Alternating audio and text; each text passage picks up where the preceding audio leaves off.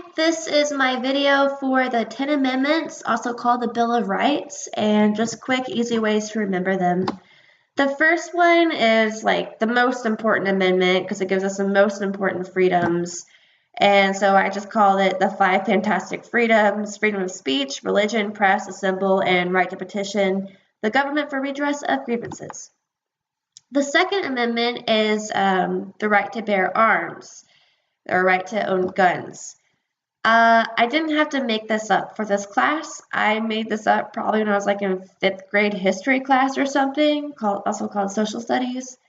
I come from a family of hunters, so to me, I always remembered it like bear, as in the animal, and a vicious, threatening bear about to attack you, and you have your gun protecting yourself from him, and just pretend that bear is like super vicious and yeah, not cute at all. The third one is deals with soldiers. They will not be forced by the government to stay in your house if you don't want them to. So I just came up with a little rhyme.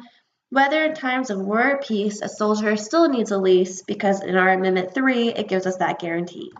The Fourth Amendment is the right to be secure in your persons, houses, papers, and effects against unreasonable searches and seizures. Like over and over again, we see these in cases with like police officers not getting warrants, like seizing property or belongings and or at least getting people arrested. This always comes up in those times. But I just remember Amendment 4, 4 elements: persons, houses, papers, and effects. Okay, Fifth Amendment, the easiest one to remember is the expression, "I'm pleading the Fifth." It's just the easiest way because it's the amendment that says you don't have to incriminate yourself. You have the right to remain silent. Sixth Amendment.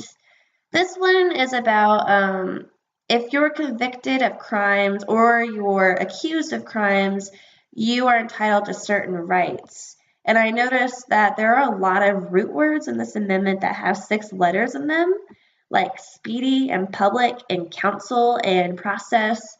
So that's how I remember that this is the 6th Amendment. The 7th Amendment deals with rights in civil trial. Did I say that right? Civil law, I mean. Not very creative with this one. 7 civil lawsuits. That's just how I remember it.